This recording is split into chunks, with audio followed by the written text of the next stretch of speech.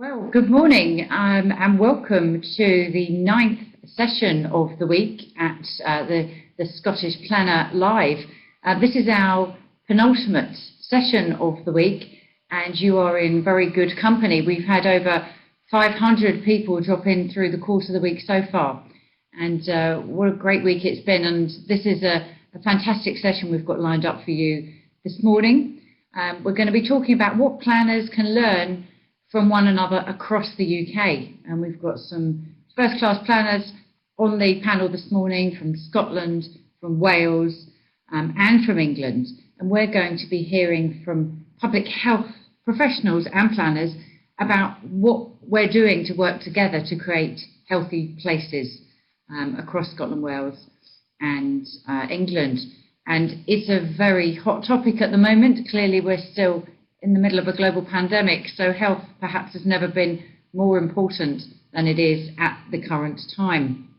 So we're going to compare and contrast the policy frameworks that are in place for us to approach this really important issue in placemaking, and also share some of the opportunities and challenges that planners and public health officials face working on this important agenda. So the programme this morning, firstly, we're going to kick off with Scotland, rightly so, because this is, of course, the Scottish Planner Live. And we're going to be hearing from Irene Beautyman, who is leading on, is going to be talking about the improvement service in Public Health Scotland. Now, Irene, for those of you who have been watching this week, you will know you've seen a lot of Irene. Perhaps she doesn't need an introduction, but I will say a few words. Irene's a significant figure in this world of Scottish planning, and particularly for her role at the Improvement Service, where she has the remit to work with local authorities, community planning groups and elected members to connect planning with a wide range of policy goals to health, well-being and quality places. Specifically, her promotion of the connection between good health and quality placemaking has been critical in shaping legislation, practice and public health reform across Scotland. So, beyond this, as the RTPI Scotland convener for the 2020, what a year, she holds a prominent position from which she's able to influence and debate around planning. So it's my great pleasure to introduce Irene. Irene, over to you.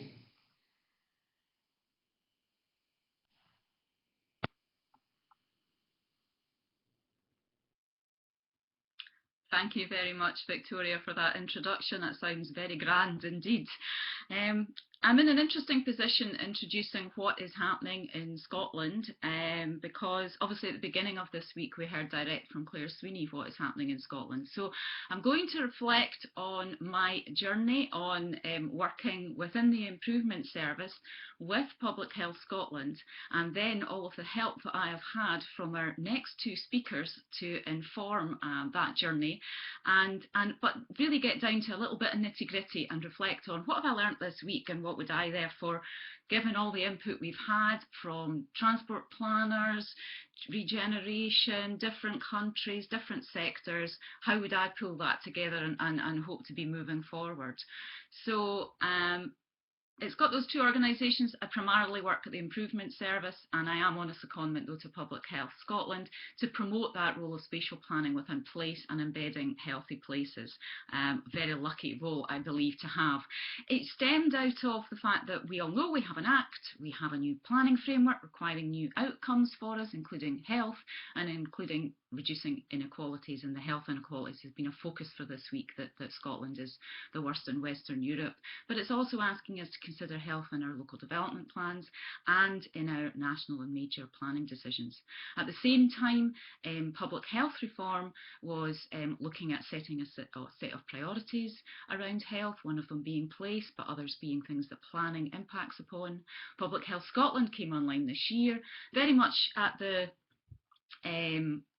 well, we've had Public Health England and Public Health Wales for a number of years. So we're getting there on that journey, but we are very much at the beginning of that.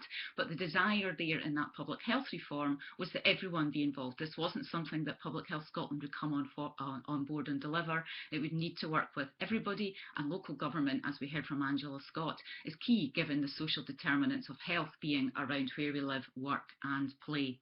So and Claire Sweeney earlier on this week set out that how we work together and what we do is very much going to be influenced around a set of place and health themes. That is the desire for Public Health Scotland, is to work around that, is to make sure that we get some sort of a thing to work on. You can't work together unless you've got something to work upon.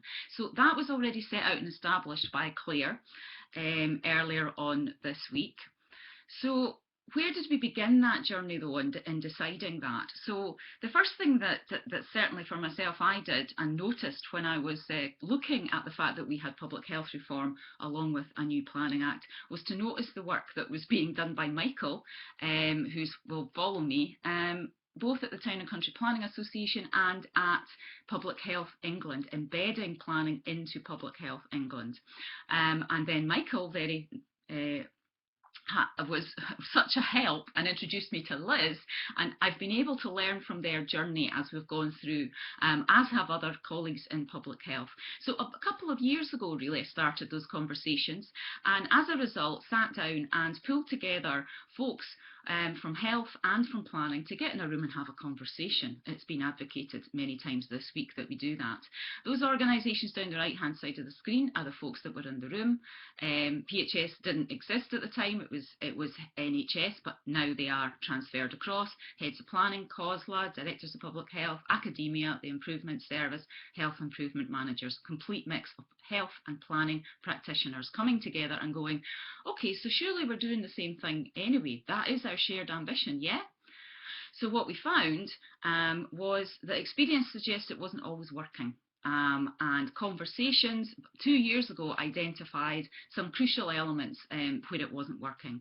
One, we had a complete lack of consistency on what we were asking for. Local development plans across Scotland have lots of fantastic policies asking for the kinds of things we've been talking about all week: active travel, green space, so on and so forth. But there wasn't a consistent ask. That meant that for the private sector, they would be getting asked for different things from different authorities. Michael Chang helped me by saying, you know, if you can get that consistency established so that you don't have all of your authorities trying to figure out what are the themes where place impacts on health. What are they actually? What do we need to be achieving? Establish that nationally, and that helps planning authorities, and it also helps developers, it helps planning consultants, because then as we move forward into those different areas of local development plan preparation and the health impact assessments on planning decisions, we'll have something that is consistent for everybody and stops any confusion. The other aspect was a lack of confidence in applying those policies, right basically down to appeal validation. Was that being upheld, and a risk and a fear that it wouldn't be upheld? So again, an ask there that we have some national statement around a set of themes so that there is that confidence to actually apply them, and to have confidence that, as Angela Scott referred to, when we get to the end of the loop, that appeal reporters will uphold and validate decisions because they've been embedded in national policy. The other aspect was the lack of a connect between planning and health, that it was frequently weak. So a great way to start with that is to work together around those themes, and that's what we continue to do, and I'll come on later to other aspects, and we've discussed this week how to build those frequently weak themes. But what I'm going to do is just focus on the National Planning Framework for now. We heard from Claire about the themes that Public Health Scotland and the RTPI and the Improvement Service are advocating that we work around in order to improve outcomes for the people of Scotland. Public Health Scotland have just published their strategy this week. It's very focused on place and the importance of place in delivering health, and I know from my work with them that they're looking to develop on those themes and have them as the outcomes that their place work is seeking to achieve. However, what I'm doing is taking the learning that I've had this week, taking the learning that I've got from our next two speakers, and pulled it together into what have I taken for what I would like to see in the National Planning Framework. There's little point in me reflecting on what Public Health Scotland are going to say, because you already had that, and if you missed that session, then I urge you to catch up. It's online already, and to hear what Claire was saying around that. So I've gone through very quickly what are my themes, what would I like to see in a National Planning Framework that I believe would be embedding things and helping us to be consistent and confident as we look to actually deliver and reduce the inequalities that we have in Scotland. We currently have a presumption in favour of sustainable development. I question whether we need to have that as a presumption in favour of development that now contributes to the well-being of our people and our planet. And that we have an aim to achieve the right development in the right place. We've been hearing about how the right transport policy is a land use plan. I would say the right way to deal with health inequality is a good land use plan as well. So how do we get the right development in the right places and promote through a set of principles? The same themes that Claire Sweeney was talking about. Here's my very own reflection, I hasten to add, on how we could be shaping that into a set of principles in the National Planning Framework. And I'm going to go very quickly because I do not have a lot of time. So when it comes to movement and moving people, we have wheeling, walking and cycling routes that connect homes, destinations and public transport, and we protect and prioritise above traffic. We have to get to the nub of it. That's what we've had conversations about all week, is doing that. So I'm being deliberately out there and provocative about we need to seize this then.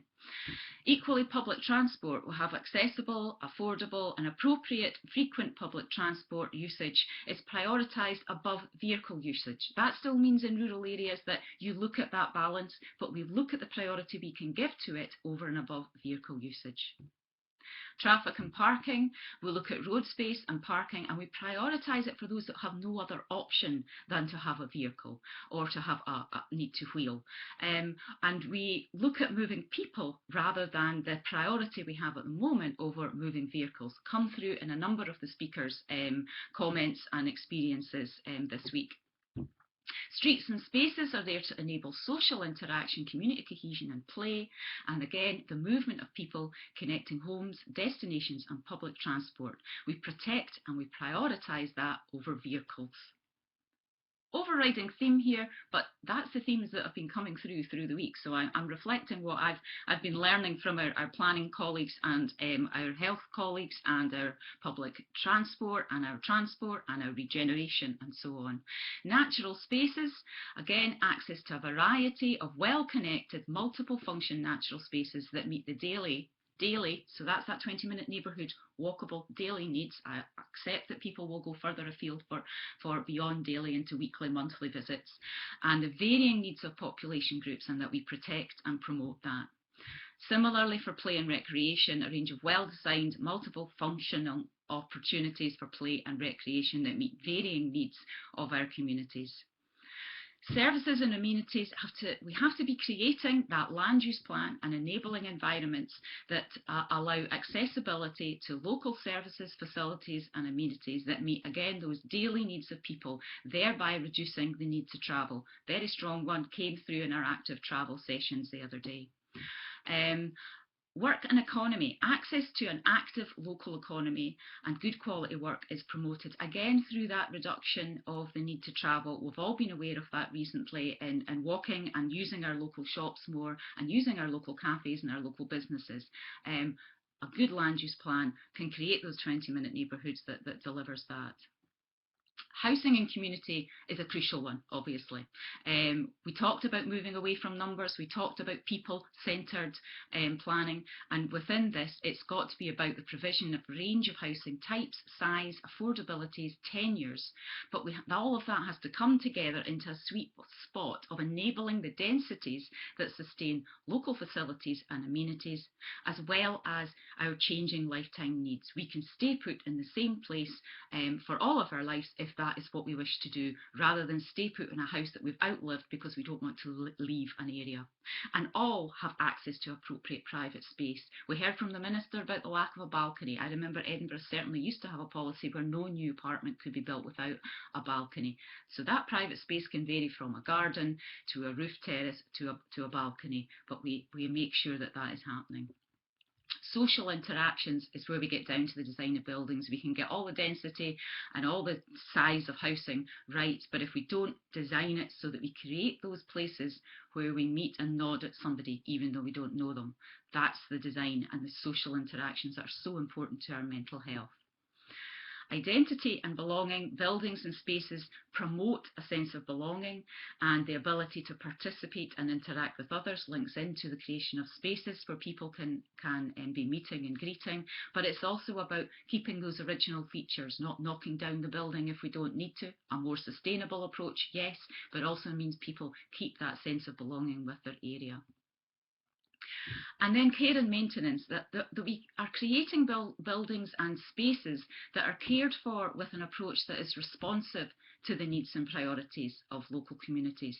That, how do we factor, what are the factoring arrangements when we're promoting land use change? Do we think about what tenants will have as a right to actually have some control over that? Or do we, as I've heard in many circumstances, tenants wanting to plant some trees in the green space outside their house and being told no, the factoring arrangements don't allow for it? And then influence and control, a huge one, a huge area for MPF4, the introduction of place plans through the Act, decision-making processes that are taking account of the varying needs of different population groups and the community as a whole. Absolutely crucial, and something that health impact assessments and Margaret Douglas referred to as well. So to close then, what is it that we need to be working on? Well, we actively simply need to work together for a start. We need to be looking at those human-centred policies that's in the middle there, but the part that feeds into that and that came up for us in a number of presentations was about data and evidence that sits in public health and with health practitioners that we could be using to inform our evidence-led plans, and also that assessing the impact of proposals and health impact assessments and how do we move forward and support each other and have a role for local health boards there. By no means, we still need to be working together in the provision of health facilities and NHS asset management, absolutely, but I would say the first three are of more importance to myself. How we do that?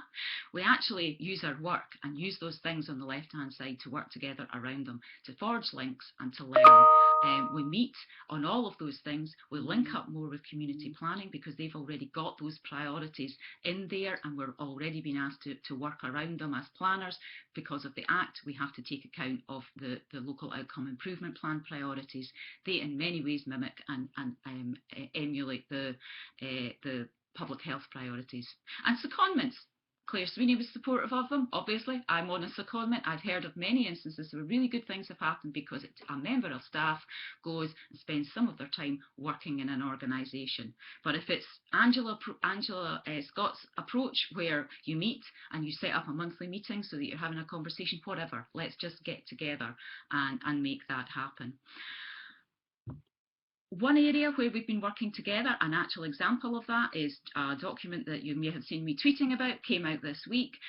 Public Health Scotland and City of Edinburgh Council spatial planners working together, looking at the different impacts of a traditional approach to that 30-35 housing sites with a monoculture family housing, as opposed to building a real 20-minute neighbourhood. What are the impacts of each scenario and the well-being of people, and looking at the key issues, recommendations and more research that needs to be done. So I urge you to have a look at that. That's the first example of just get together and start to do something. Anybody who's looking for that, my email is on the very end here, and I urge you to get in touch and let's have a conversation. If you're sitting wondering how on earth do I get in touch with Public Health Scotland, or you're a public health practitioner thinking how do I get in touch with planners, that's what I'm here for, that's what I'm passionate about.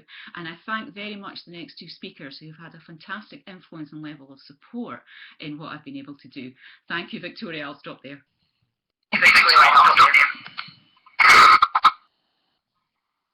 Great, thank you so much, Irene. This is such a fascinating agenda. It really is. Public health professionals working hand in hand with planners, and it's something I think we'll reflect on in the discussions later more. And I should have said, of course, that we do have a Q&A function, I believe. So please do start adding your questions if you have any now already, and we will come to those after we've heard from our speakers. So without further ado, we must now move on to our second speaker.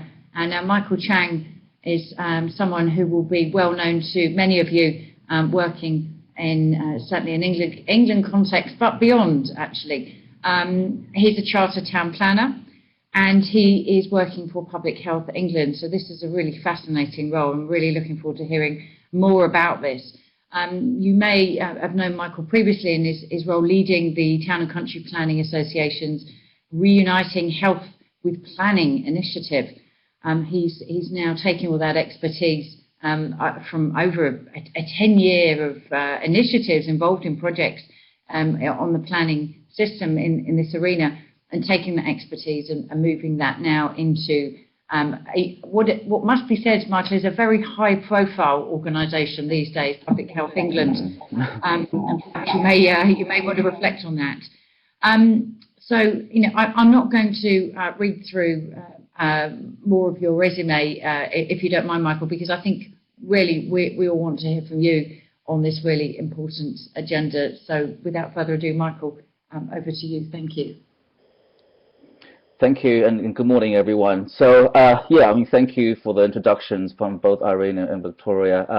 I think what I would like to do in my kind of 10 minutes or so is to go through experience from the English planning for health work, if you like. It's not definitely coherent. It's not as coherent as potentially Irene might put it, but hopefully I can draw out some key lessons for you all from the English experience. So very briefly, Public Health England, as you all have seen and heard in the news, we have a variety of different functions, and obviously colleagues are very involved in the COVID-19 response. But we do have a strong health improvement division looking at various different areas of work around obesity, physical activity, communities, health inequalities, and things like that. And I sit within one of the divisions looking at healthy places. So that's where we're at. We are an agency of the Department of Health and Social Care, so very much a delivery arm of the government looking at health improvement, health protection issues. And we do kind of help discharge the Secretary of State's duty around health improvement as part of his duty under the Health and Social Care Act 2012. So that's a PHE. We do have different priorities and things around health and well-being, but I will try and articulate that throughout my presentation. Finally, just going to say, you've all have heard in the news about PHE's future. We are still very much in business, if you like, and definitely the planning for health agenda is still progressing. So please still stay in touch with us as we, look forward to the future, whatever that might hold in 2021. So the kind of timeline really around planning for health in England is not as linear as this, but what I've tried to do is look at the key milestones, definitely in the last 10 years around planning for health, and where potentially they've all converged or diverged, and some lessons from that. But mainly the kind of key change really is from the change in government back in 2012, with the coalition government in 2012, and they brought through obviously a set of quite radical reforms to the English system across the whole range of policy areas, not just planning. But the key points about planning on the left-hand column and public health on the right kind of box is 2012 onwards. So 2012 we had our National Planning Policy Framework, which is very similar to your Scottish Planning Framework document, and that brought forward a few policy requirements around health, which I'll go through in the next slide. But on the health side, the Health and Social Care Act in 2012 really was a key seminal point, because that moved public health responsibilities from the NHS into local government, and I believe across the UK nations, England is still the only nation with that kind of arrangement, with joint responsibilities in local government around planning for health. Public Health England, we were established back in 2013, so we're by no means an old organisation. We are very new, and my team, or our team around Healthy Places, was only established back in 2013 when PHE was established. So it's not definitely a new organisation, and the programme is still very much progressing and evolving, but unfortunately, obviously, with transitional arrangements for the future PHE, things are quite uncertain. But anyway, I would say that basically, there are a few touch points. 2014 was a key one, looking at planning practice guidance in England around health. In 2017, PHE published our Spatial Planning for Health Evidence Review, looking at the different elements of evidence and how you can use that to inform policies and decisions. And in 2020, again, a very, very seminal point, the RTPI has published a recent paper around healthy placemaking, the MAMA review of health inequalities 10 years on, still finding or even widening health inequalities entities across England and what the built environment sector can do about it. But that all kind of converges onto, if you like, the planning white paper, which I won't go into detail today, but there's definitely the opportunities in the Planning for the Future white paper for England that will have radical, if you like, profound implications for how we plan for health in England, both positive and negative, and I won't bore you to death about the implications for that today. So the main document that we have, and actually we have very little documents if you're around national planning policy, but we have one main document, the National Planning Policy Framework, and there are only about 4 key references to health and well-being. I mean, they're all mainstreamed across different areas on transport, environment, and things like that. But there are definitely 2 key points which we try and to articulate to local authority, public health teams to say this is exactly where public health adds value to the planning process. And those are the first 2 bullet points. So paragraph 91C, looking at planning policies and decisions, looking to address identified local health and well-being needs. And that references a very specific kind of needs assessment here we have to do in England in local authority. So very clearly, planning policies have to take that into account, and obviously decisions have to take that into account. So clearly, health needs are a material consideration. And the second point, again, is looking at planning policy and decisions having to take into account and support the delivery of local strategies for health. So seeing planning as a really strong and critical delivery mechanism for delivering health and well-being issues. And again, that's how we articulate that to our public health colleagues locally. And then we have a very kind of online document that's called the Planning Practice Guidance that gives further detail around what these 2 points mean. But these are the main kind of key hooks, if you like, that we have in England around planning for health. But there are issues around alignment, and I think this is where I think we've had the conversations and things in the past with colleagues about planning or planners not thinking about health and well-being. And I thought to myself when I was a TCPF back in 2017, 2018, well, no one's really done a kind of a review of local plans in England around where things align or don't align. We've always made the assumption that planners aren't doing planning for health, but kind of anecdotally we know we are. So basically this work gives an idea of where local plans are in England, which is 2 years old now, but I think the general principles still apply.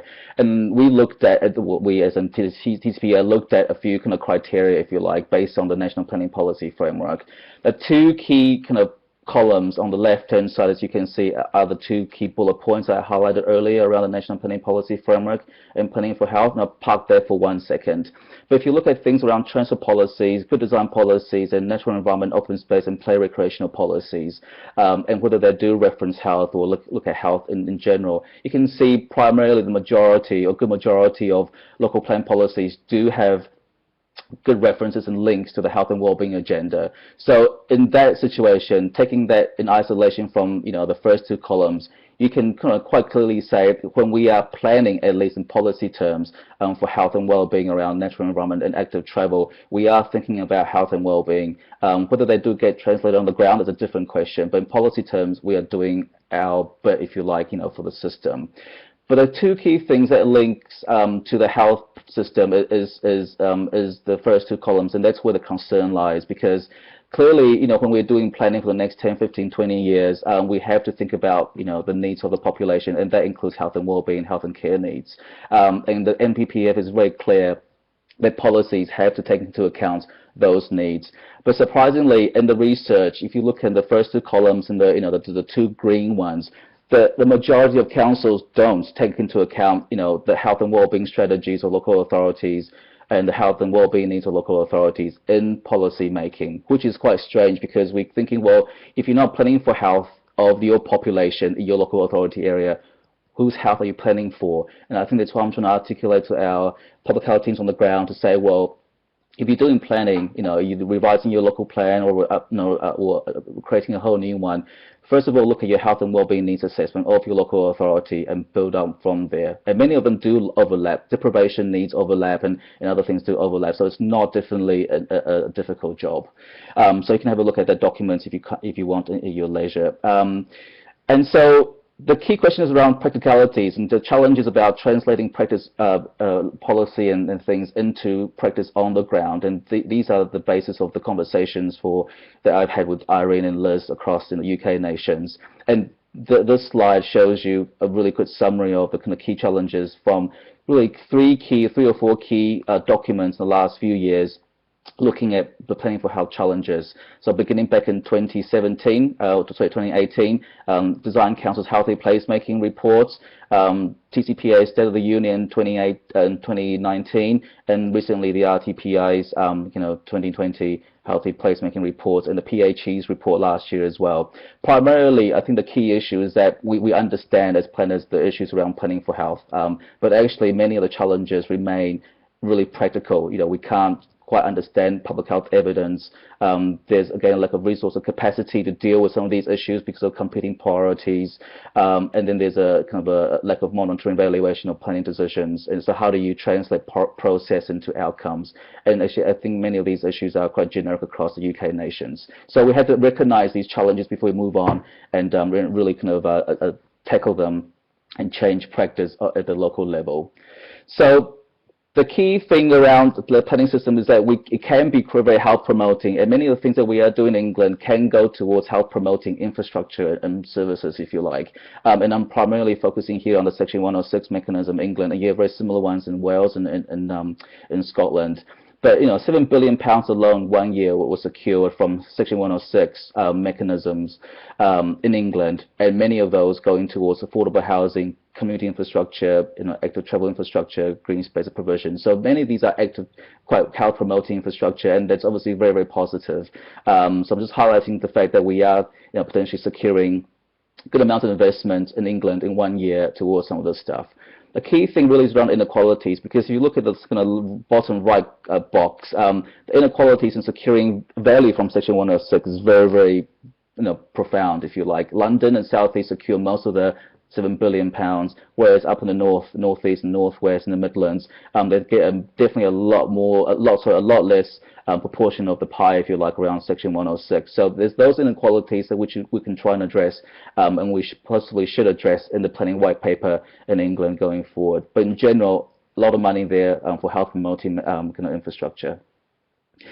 I already mentioned around the need for national direction and national clarity, and actually, even though I highlighted the NPPF requirements around health and well-being, it's still very light, if you like, and not as strong as it can be around what we mean by planning for health. And therefore, you have an explosion, if you like, over the last few years of national guidance around planning for health, not just for one agency, but even from different agencies and different third sector organizations, including the TCPA. So I'm very guilty of producing a lot of guidance in England that's potentially confusing and muddling the waters. But with the active design from Sport England, looking at the contribution of design and physical activity to health and well-being, we had the Healthy Wedding Environments document from TCPA and PHE back in 2014. PHE itself published something back in 2017, and then last year the NHS, through their Healthy New Towns program, published a set of documents as well. So it's a complicated kind of national picture in addition to the national policy and guidance that we have from MHCLG. So therefore, that translates into confusion on the ground, and we have 326 plus local planning authorities in England, and without one set of nationally recognized planning for health documents. You have councils going off and producing their own, which I think it should be the right way anyway. I mean, councils should bring for their own locally led planning for health protocols and guidance, but then that just means that they are not looking at working towards the same goal, if you like. They could be taking things from different areas and then just adopting it as a local guidance. So you have things up in the top top column, row, from Worcestershire to Dudley to London boroughs, looking at planning for health SPDs or SPGs. I think you have in other parts of the UK, and you have Hertfordshire at the bottom, and then in Essex as well. So you have councils. When you're a developer going from one council to one council, you are coming up with not just the national policy requirements, with different local requirements around planning for health, which can be quite problematic if you're trying to be consistent, if you like, across some of the agenda. At the same time, you have, because of the fact that we have an established system up until the planning white paper of planning for health, for the last 7 years, we have increasingly councils investing in joint positions, joint roles between other transports and health, or planning and health, or other elements in the health department. And I'm highlighting only a few people here on the list who are working within that kind of interface between planning for health, primarily to add capacity to deal with other planning applications or local plan development. And I'm not suggesting that councils, either in Scotland or other parts of England, go off and recruit a single post.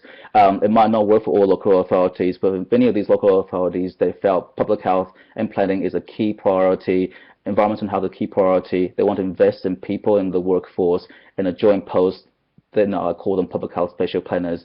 They are really useful to try and drive for the agenda and ultimately reduce the kind of burden on the NHS. So finally then, I think they are looking at different things, and I think there are networks out there. If you want to learn from networks across, definitely in this case England, there are networks and regional networks out there that you can share good practice between planners and public health and other built environment professionals. You have the Health and Wellbeing Planning Network, which I co-founded. You have the Faculty of Public Health. They have a Special Planning and Health Special Interest Group. And then you have regional networks, which many of our colleagues in the PHE regions help facilitate. Again, these are confusing because you don't have a single national point, and PHE hopefully can play that national signposting contact point. But in the absence of government really taking hold of the agenda, you have these kind of regional groupings and kind of informal groupings across the country to help share the lessons, which can be a positive as well. So finally, then, some key lessons from England. These are obviously the kind of main 6, but there are many others as well. There are no hard and fast rules for good planning for health. There are multiple entry points. The planning system you can get involved in, from planmaking to planning applications, depending on where you are in the process. So there are plenty of opportunities. Just because you don't get involved in policy development doesn't mean you can't get involved in planning applications and vice versa. Yes, definitely to locally led approaches, and England has always been very strong around, if you like, localism and locally led approaches, but definitely yes to clearer national direction and requirement, and I think it's really quite encouraging to see both Scotland and Wales going down that direction, and hopefully in the planning white paper and the future planning reform for England, we can try and make the case for a really strong national narrative around planning for health.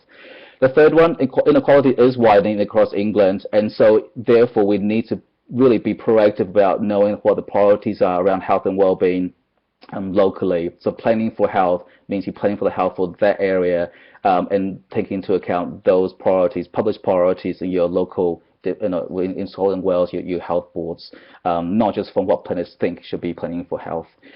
In that situation, health impact assessment can be quite useful as a proactive mechanism. The fourth one, agree a proportionate way to engage protocols with planners. I think it's even more important in other UK nations, not England, where you have public health and health sitting outside the local government family. Having an established, formalized protocol would really be beneficial, and many councils in England are going down that route to try and even formalize it within their local governments and our family.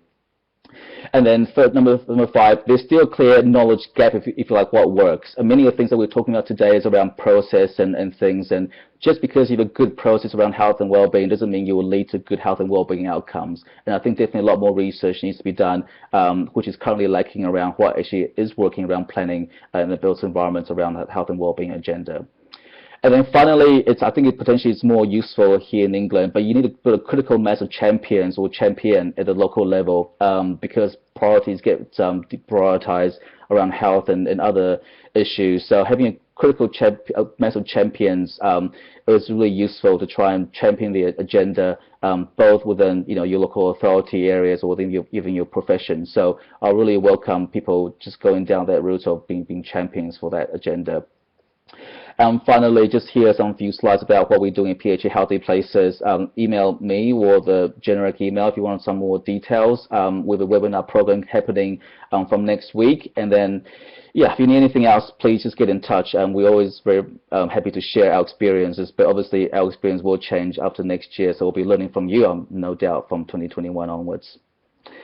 Thank you, Victoria. Great, thank you so much, Michael, and that was really comprehensive. I think I've got another best practice example for you, but I'll leave that for my question a little bit later on. And without further ado, we're now going to move to Wales. We're going to hear from Liz Green from Public Health Wales. Liz is a public health specialist, the Programme Director for Health Impact Assessment at Public Health Wales, and the Director of the Wales Health Impact Assessment Support Unit. So I can't think of anyone better placed really to share with us that extensive knowledge and experience. She has also, as a visiting professor of the World Health Organization Collaborating Centre Healthy Urban Environments at the University of West of England. So Liz, I could go on, you've got such extensive experience here, but time is short. I think we just want to hear from you, Liz. So thank you so much. Over to you. Great, thank you very much, Victoria. Right, okay, I'm going to try and be quick on this, but also I want to convey to you the fact some of the actions, some of what we've learned, our experience, some of our challenges, and also maybe just reflect on some of the opportunities for the future for health, well-being and spatial planning integration, and how we can try and mobilise health and all policies approaches. So Wales has got quite a unique context in some ways that has enabled health and spatial planning to come back together, because their origins were always from the same sort of route, as it were, around public health protection and creating healthy spaces and places for the populations of the country. Wales is devolved like Scotland, and therefore can produce its own acts and its own bills and its own guidance.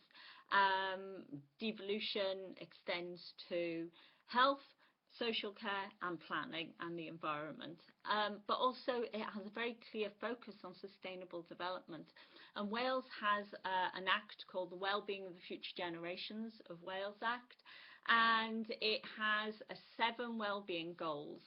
And within those goals are health, resilient communities, a more equal Wales, a more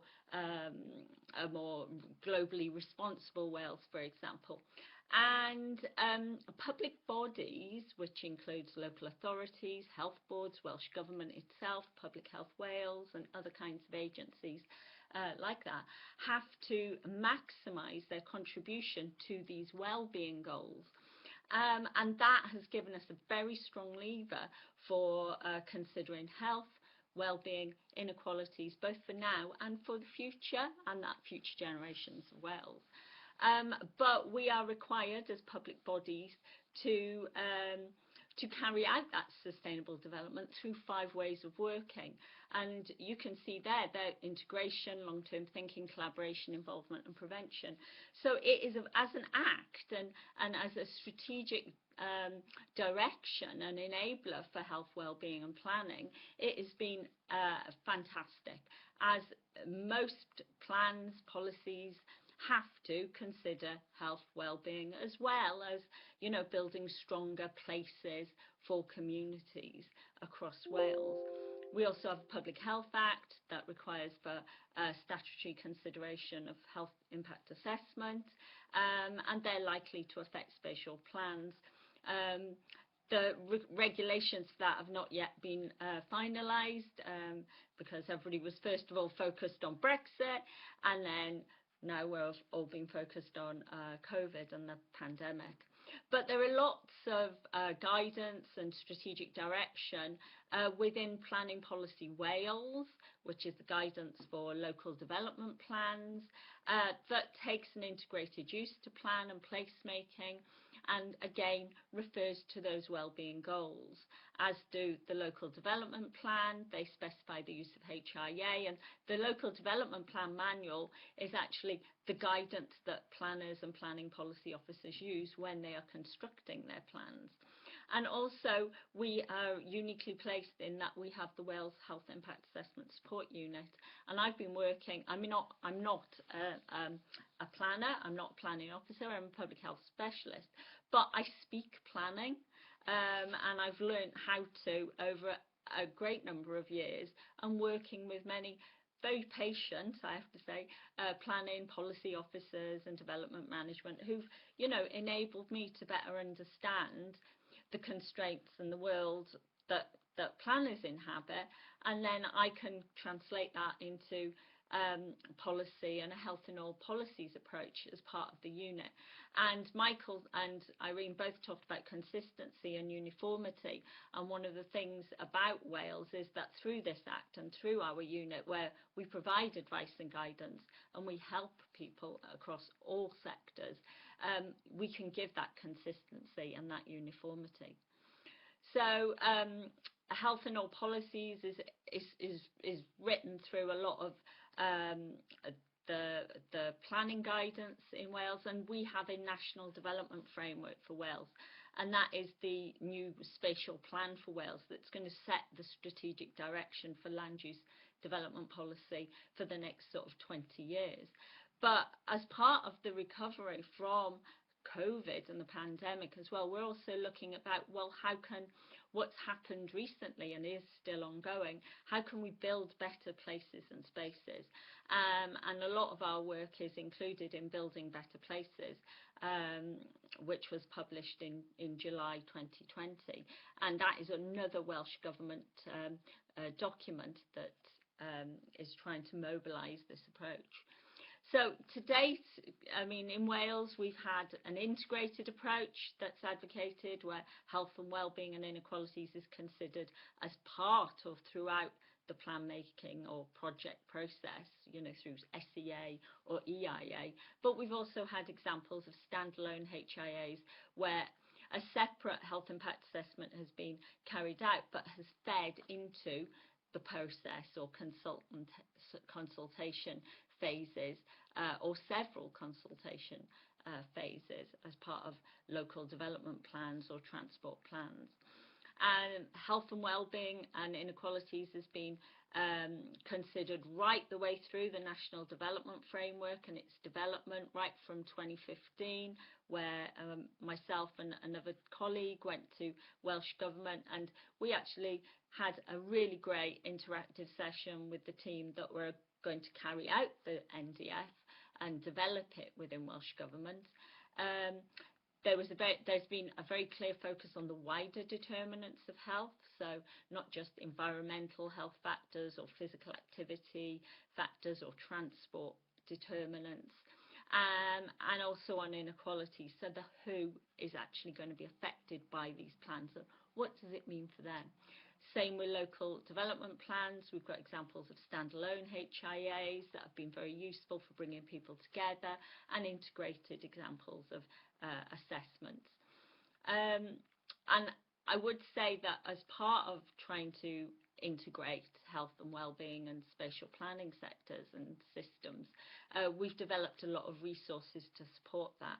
So you'll see the cover of planning for better health and wellbeing, which I wrote with Michael when he was at the TCPA, but also for the last few years we've had annual planning and health events in Cardiff, where many different sectors and officers have come together to debate and discuss, some of the issues that, and challenges that are ongoing.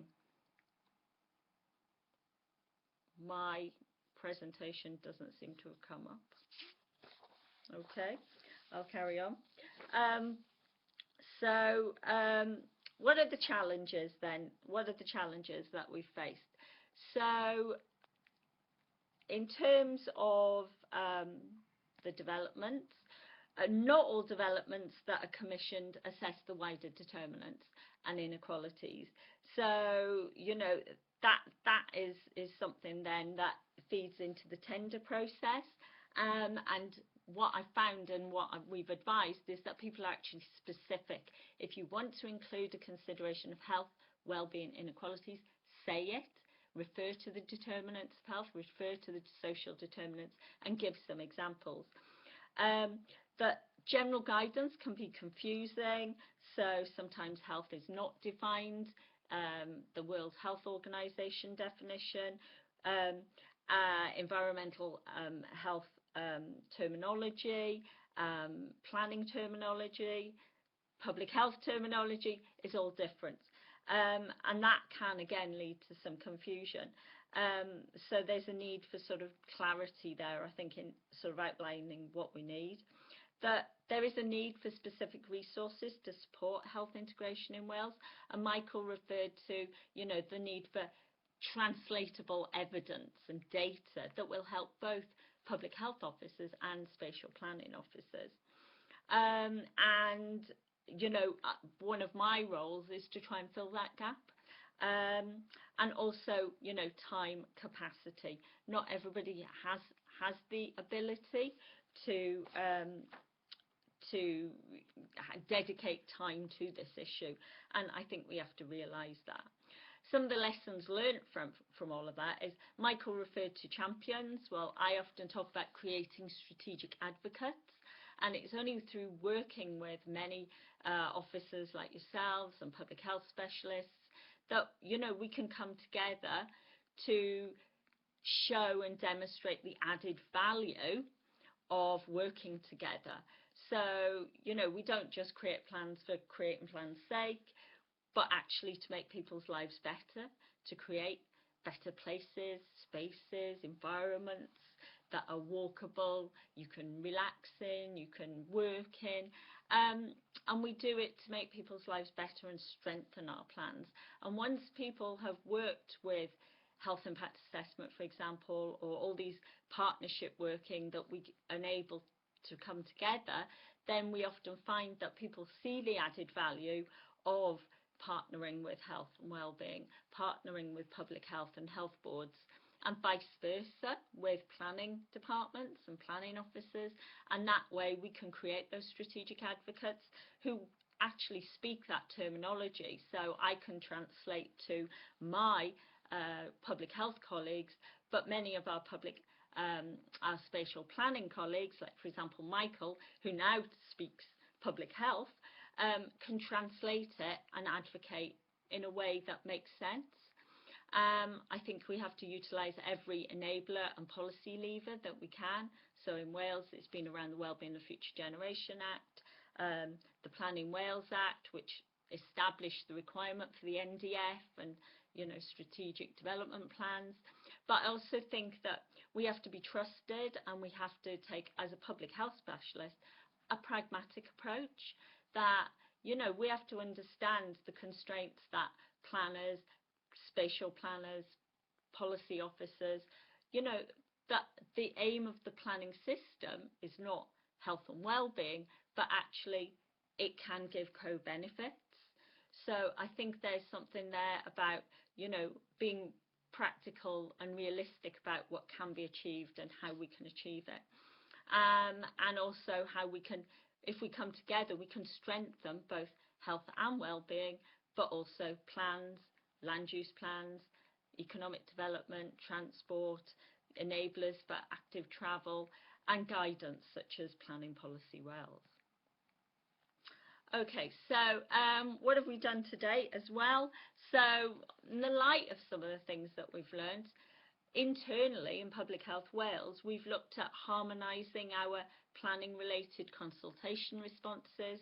So where once I may have been, or my environmental public health service colleagues in another directorate may have responded to planning related consultations, be they policy or be they a planning application, we now talk amongst each other and we internally harmonise our responses. I think there has to be active engagement from public health, and what I've often found is that planning officers come to me directly and say, well, actually we've tried to engage with our public health colleagues, so can you help us as well? And it's a two-way street to enable discussion and dialogue. And so that's one of the reasons we established these annual joint events in Wales, so that we can discuss, well, what's great, what's happening out there, what can we learn from each other, what are the barriers, and okay, what can we try and do to overcome them. And also I think, you know, we support as a unit, or Public Health Wales, we try to support all systems and sectors and provide consistent uniform advice and guidance, but also provide those resources. So currently I'm just finalising a HIA toolkit for practice for local development plans in Wales, and planning and enabling healthy environments, which is a document that will contain all the evidence, public health evidence and data that planning officers and development control officers need to help, make arguments to support actions on the ground around planning applications, for example. And then just finally, I just want to reflect a little bit about the future. So COVID-19, so what does that mean for us as well? Does that mean things change? Does that mean that health, well-being planning in the future need to be, more coherent, come together much more? We carried out a couple of health impact assessments in Wales, one on the lockdown and one around home and agile working, which is now much more prevalent. And we've worked with some spatial planners as part of those HIAs to realise and understand that actually spatial planning has got a really key influence in people's experience of lockdown, of experiencing the pandemic. And sort of, that's through not just your housing type.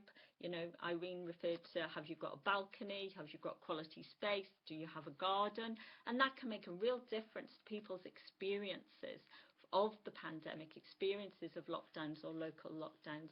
And so maybe we need to think about, well, do we need to look at plans and projects and developments through the lens of these future pandemics or other events that are extreme, like climate change, for example, and their health and their well-being impacts. And if we can promote integrated planning, we can also promote better health and well-being, we can reduce inequalities, and also we can try and promote sustainable economic development, which will benefit all in the future. So, diolch yn fawr iawn. Thank you very much and well. Contact me, then there are my details. Great, thank you very much, Liz. Thank you to all of our excellent speakers this morning. Now we have extended the session just by a few minutes so that we can get some of these questions in. So I think you should be able to see us all up on the screen now. We've got one question which I very neatly deleted, but fear not, Graham. I did make a note of it, and luckily we've got some fantastic support here in the background also. So Graham Marchbank, we're going to go straight into the hot topic perhaps of the week in England, certainly, which in planning circles, which relates to permitted development. And this is really for you, Michael, but perhaps for others to reflect on. How do Public Health England see the permitted development conversion of remote offices to housing in England described as a social catastrophe in the media, opposite of the 20-minute neighbourhood question? Are you going to be going out and fighting for this, Michael, and seeing the end of permitted development? I don't know whether there's anything more to say apart from or campaigning against it and looking at the health and well-being impact, and I don't. Are you going to be going out and fighting for this, Michael, and seeing the end of permitted development? I don't know whether there's anything more to say apart from, everyone else is promoting or campaigning against it and looking at the health and well-being impact, and I don't think we would disagree with the arguments, and we obviously welcome the recent announcements to include requirements to meet national health and space standards. So no, I don't think there's anything to add apart from, we've been looking at the issue, so it's definitely good that the new changes coming forward, hopefully. No. We're all counting on you to help make the case further, because as you say, the announcement this week was on space standards, but clearly there's still some way to go on the other bits and pieces in relation to that. And of course, this is presumably this is a non-issue in Wales and Scotland because you don't have these permitted development rights for office conversions. Am I correct in thinking that? Yes. I'll come in on that for Scotland. We don't know, but we've also had very welcome, clear statements from our Minister that covers planning that is not being looked at all. Well, that's it must be a welcome relief for you because we're dealing with the impacts in England, and that's the same for Wales, is it, Liz?